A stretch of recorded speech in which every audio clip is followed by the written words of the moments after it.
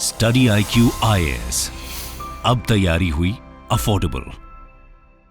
Hello friends, very good evening to all. मेरा नाम अंकित तिवारी और हमने जो स्टडी IQ के यूट्यूब चैनल पे जो हमने मैथ्स ऑप्शनल की सीरीज स्टार्ट की थी उसी को आगे कंटिन्यू करते हुए आज एक बहुत इंपॉर्टेंट टॉपिक पढ़ेंगे which is known as algebraic multiplicity and geometric multiplicity of a matrix.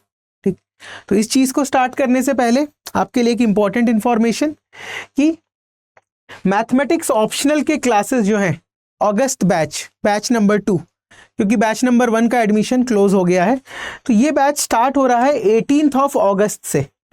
तो अगर आपका ऑप्शनल मैथ्स है या आप मैथ्स लेना चाहते हैं, आपने इंजीनियरिंग की है या 12th तक के मैथ्स में आपको इंटरेस्ट रहा है, ठीक, अगर बेसिक इंटीग्रेशन, डिफरेंशिएशन ये सारी चीज़ें भी अगर आती हैं तो आप इस ऑप्शनल को बिल्कुल चूज़ कर सकते हैं। ठीक, तो इसका बैच स्टार्ट हो रहा है 18 अगस्त से। टॉपिक जो हम लोग स्टार्ट करेंगे वो होगा calculus. We are starting with the topic calculus. आप इस कोर्स को एनरोल कर सकते हैं at 15,999। You can use the code 80 life. Daily classes होंगी 12 बजे से 3 बजे तक के, मंडे टू फ्राइडे। ठीक, तो चलिए आगे चलते हैं। If you want to ask any query regarding preparation, this is my mail ID ankit.tiwari@studiiq.com। चलिए, तो आज का जो टॉपिक है वो बड़ा इंपॉर्टेंट टॉपिक इसीलिए है क्योंकि अगर आप एल्जेब्रिक और ज्योमेट्रिक मल्टीप्लिसिटी सीख जाते हैं तो यूपीएससी में कई बार क्वेश्चन आता है कि express a particular matrix in its diagonal form. ठीक है, या क्या किसी मैट्रिक्स को मैं डायगोनल फॉर्म में एक्सप्रेस कर सकता हूं या नहीं कर सकता हूं। ठीक, तो वो जो कंडीशन आती है वो कंडीशन आती है AM और GM से। ठीक, arithmetic mean and geometric mean मत समझिएगा। It is algebraic multiplicity and it is geometric multiplicity. तो देखो किस तरीके से ये वैल्यू आती है, इसको कैसे फाइंड करना है वो चीज सीखते हैं। सबसे पहले अगर एल्जेब्रिक मल्टीप्लिसिटी की बात करूं मैं, तो कोई भी अगर मेरे पास n क्रॉस n का मैट्रिक्स गिवन है, ठीक, अगर कोई भी मेरे पास n क्रॉस n का मैट्रिक्स गिवन है, ये चीज याद रखिएगा, ये किसके लिए डिफाइन है? Square matrix. Algebraic multiplicity and geometric multiplicity, they both are defined only for square matrix. Why? Because determinant is only defined for square matrix. क्योंकि determinant भी सिर्फ और सिर्फ square matrix के लिए डिफाइन होता है। और determinant क्यों जरूरी है? क्योंकि जो algebraic multiplicity and geometric multiplicity होती है वो मैं फाइंड करता हूं ईगन वैल्यूज के लिए। जो ईगन वैल्यूज हम लोग पढ़ते थे लैम्डा, ईगन वैल्यू को करस्पॉन्ड करता है ईगन वेक्टर्स, वहां से आता है ज्योमेट्रिक मल्टीप्लिसिटी।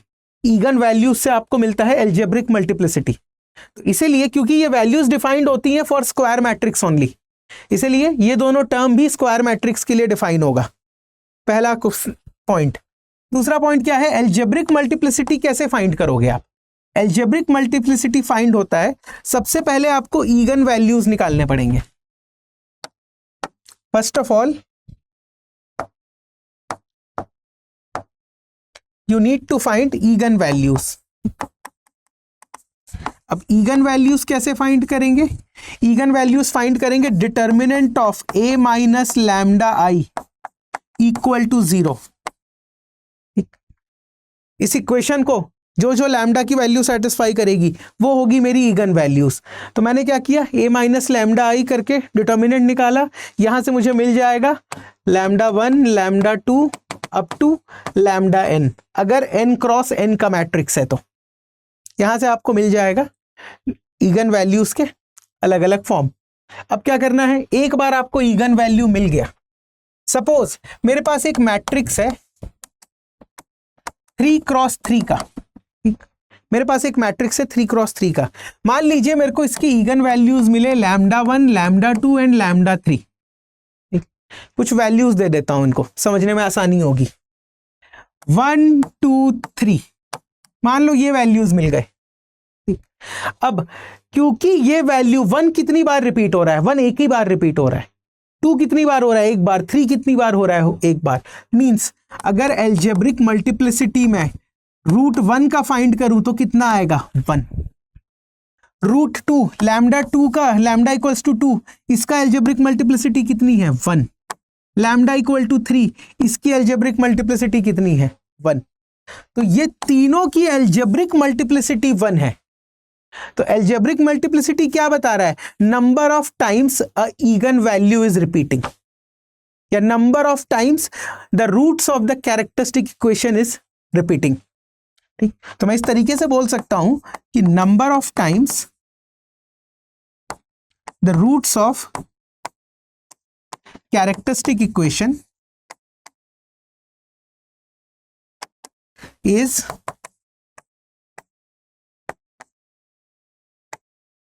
रिपीटिंग। ठीक, फॉर एग्जाम्पल अगर थोड़ा सा और मैं इसमें चेंज ले आऊं, ठीक, कि मान लीजिए मेरे पास एक और मैट्रिक्स था 3 क्रॉस 3 का ही ले लेते हैं, स्क्वायर मैट्रिक्स 3 क्रॉस 3। तो इसका कैरेक्टरिस्टिक वैल्यूज, इसके आपके कैरेक्टरिस्टिक रूट्स क्या क्या आए थे, इसके रूट्स आए 1 1 और 2। ठीक, इगन वैल्यूज क्या क्या आए थे 1 1 एंड 2। अब बताओ मेरे को, जो 1 है उसका एल्जेब्रिक मल्टीप्लिसिटी कितना होगा, क्योंकि ये वैल्यू 2 बार आ रही है, तो इसकी एल्जेब्रिक मल्टीप्लिसिटी हो जाएगी 2। ठीक, और जो रूट 2 है इसकी एल्जेब्रिक मल्टीप्लिसिटी कितनी होगी, इसकी एल्जेब्रिक मल्टीप्लिसिटी होगी 1, क्योंकि ये सिर्फ एक बार आ रहा है, क्योंकि ये सिर्फ और सिर्फ एक बार आ रहा है। देख लीजिए इसको, कि अगर सेम सिचुएशन होती, मान लो अगर ऐसी सिचुएशन आ जाती, एक और सिचुएशन एज्यूम कर रहा हूं, 3 क्रॉस 3 का मैट्रिक्स, इसकी ईगन वैल्यूज कितनी आ रही है, इसकी ईगन वैल्यूज आ गई 1 1 1। किसकी बात कर रहा हूं मैं, ये 3 क्रॉस 3 मैट्रिक्स क्या हो गया, it is nothing but an identity matrix. अगर 1 1 1 इसके ईगन वैल्यूज आ गए तो मैट्रिक्स कौन सा है, मैट्रिक्स है आइडेंटिटी मैट्रिक्स। तो आइडेंटिटी मैट्रिक्स के केस में क्या हो रहा है, 3 क्रॉस 3 का है, तो यहां पर 1 जो है 3 बार रिपीट हो रहा है। तो आइडेंटिटी मैट्रिक्स अगर मैं यहां पे लिखूं कि 3 क्रॉस 3 का आइडेंटिटी मैट्रिक्स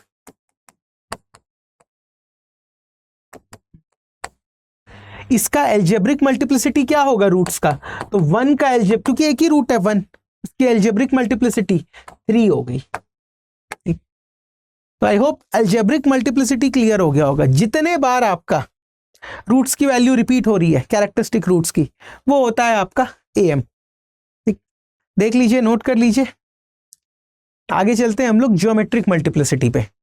अच्छा, अगर बात ज्योमेट्रिक मल्टीप्लिसिटी की हो रही है, जियोमेट्रिक मल्टीप्लिसिटी, अगर जीएम की बात हो रही है, तो जीएम क्या बताता है, बेसिकली जीएम ये बताता है कि number of independent solution of the again vectors.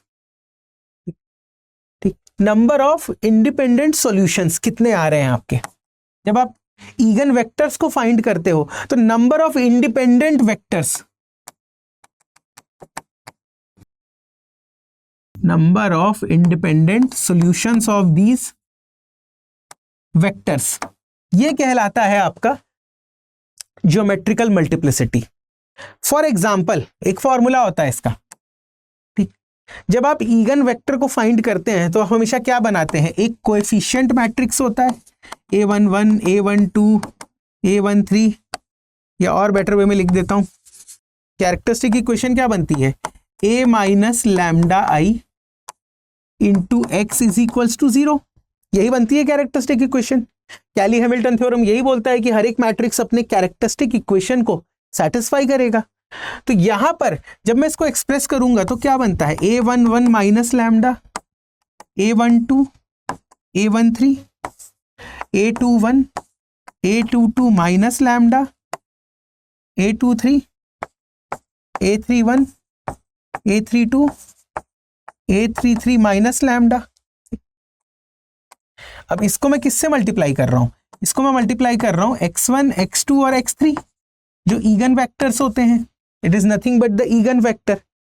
इसकी वैल्यू कितनी आती है, 0 बाय 0 का 0 0 0 का एक मैट्रिक्स आ जाएगा, कॉलम मैट्रिक्स। तो इसको जब आप सॉल्व कर रहे हो तो ये क्या रिजेंबल कर रहा है? It is nothing but solution of homogeneous equation.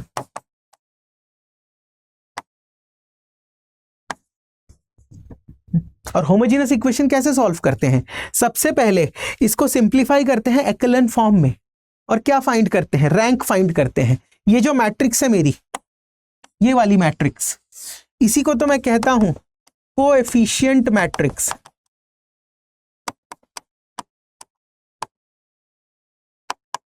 इसी को मैं कहता हूं coefficient matrix.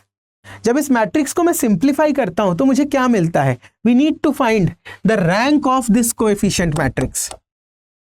We need to find the rank of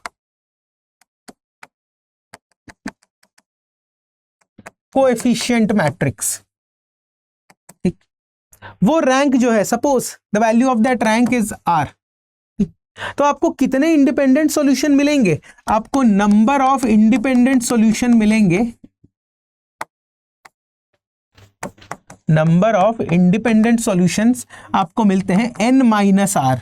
what is this n? This is number of variables. Number of variables बोल दो, या जो कॉलम मैट्रिक्स मैंने x का बनाया था, number of elements in x।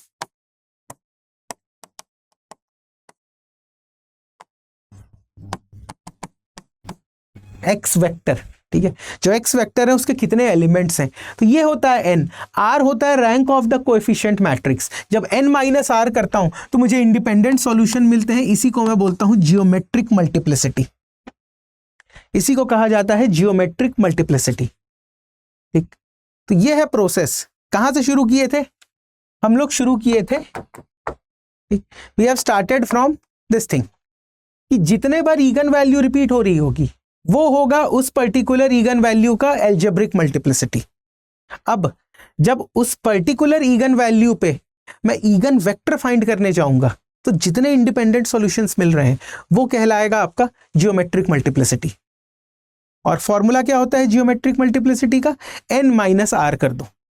n is the number of variables या number of elements in the x matrix, और r होता है rank of this coefficient matrix. Clear? ये वाला मैट्रिक्स का रैंक, कोएफिशिएंट मैट्रिक्स का रैंक।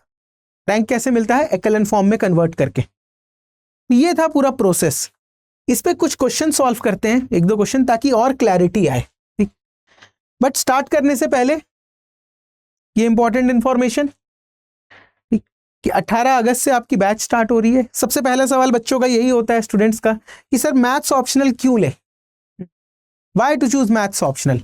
तो मेरा लॉजिक सिंपल सा होता है कि अगर आप इस ऑप्शनल को सिंसियरिटी से 6-7 मंथ्स देंगे, you can easily score.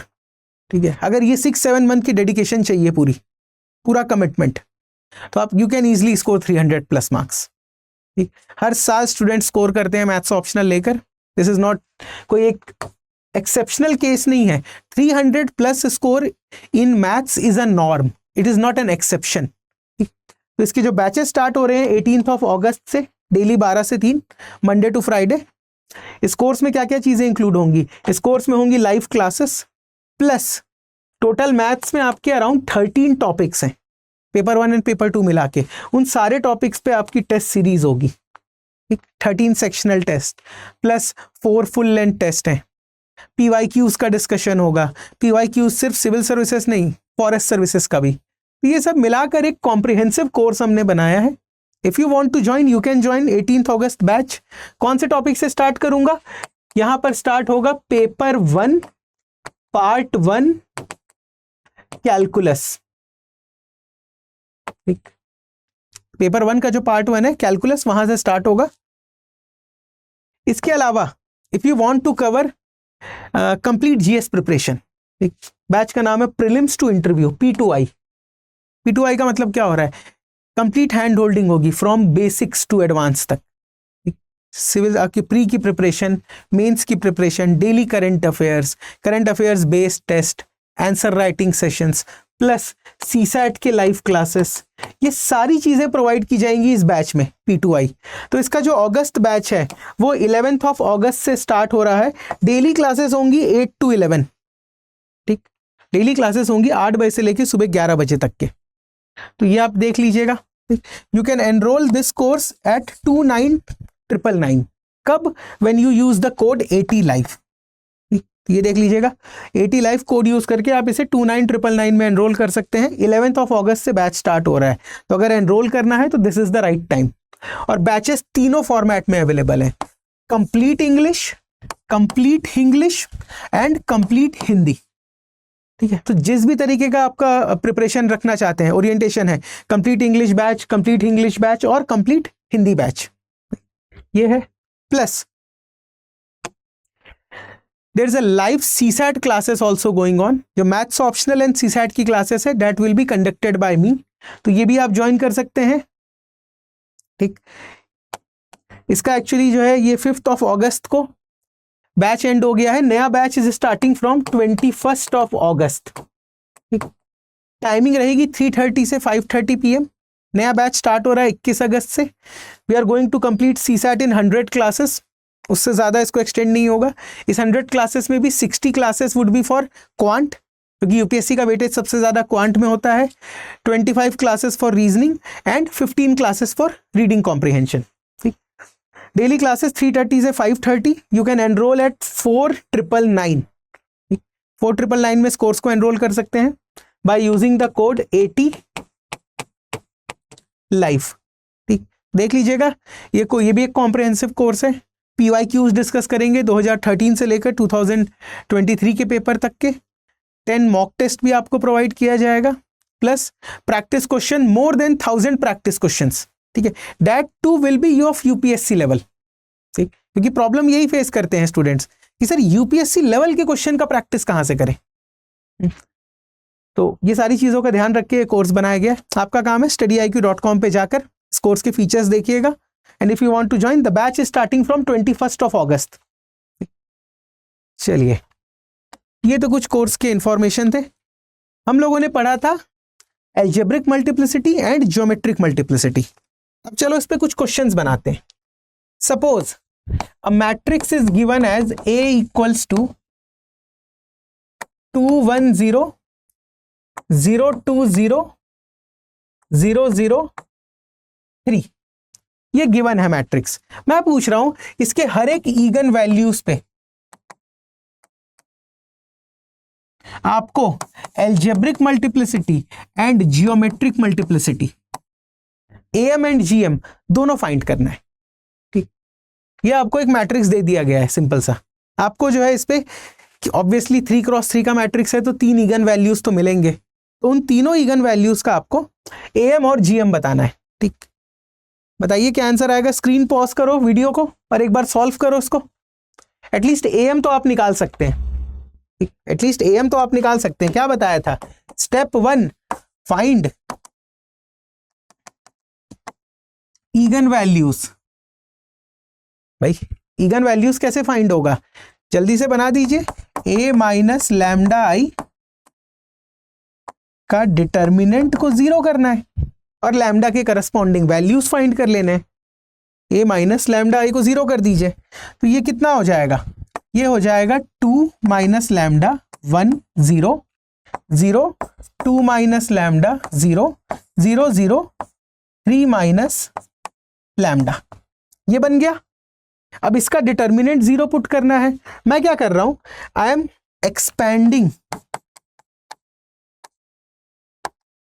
expanding the determinant along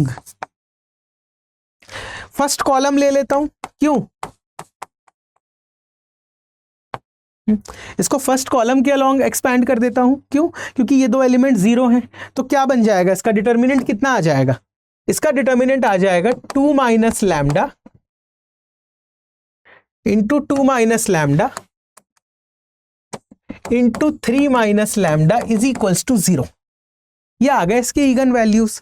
अब लैम्डा की वैल्यू क्या क्या हो सकती है? यहां से 2, 2, 3।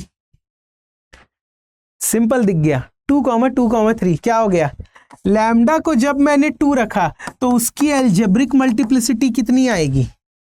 हा? उसकी एल्जेब्रिक मल्टीप्लिसिटी आ जाएगी 2, क्योंकि 2 कितनी बार आ रहा है? 2 बार। ठीक, और लैम्डा इक्वल टू 3, इसकी एल्जेब्रिक मल्टीप्लिसिटी कितनी होगी 1, because it is occurring for only 1 time.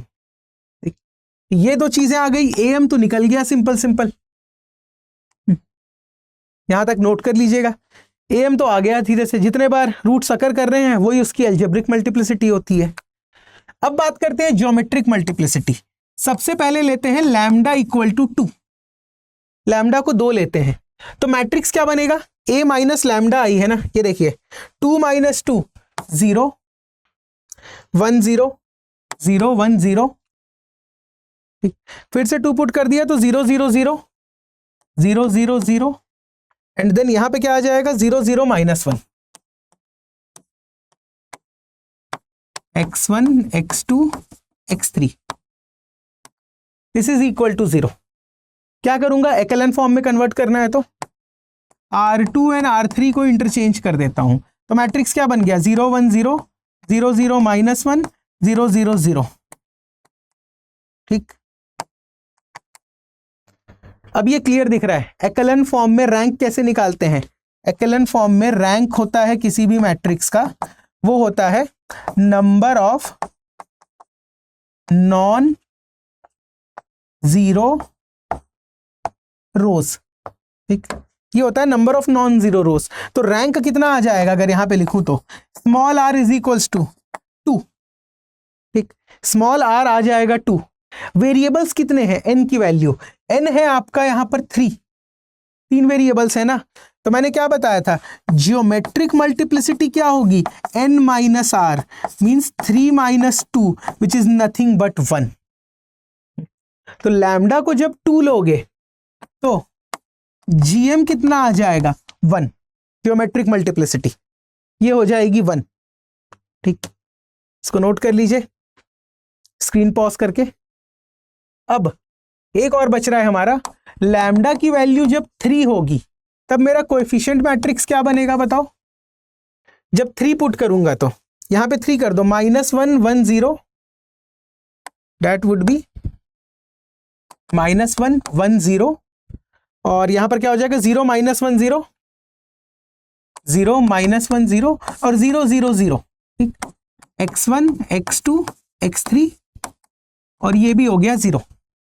अब यहां पर भी रो एकलन फॉर्म है, डायरेक्ट दिख रहा है। रैंक कितनी आ जाएगी, number of non zero rose 2, n की वैल्यू कितनी थी 3, तो n माइनस आर कितना हो गया 1। तो इस केस में भी जो ज्योमेट्रिक मल्टीप्लिसिटी है लैम्डा इक्वल्स टू 3 में वो भी आ जाएगी 1।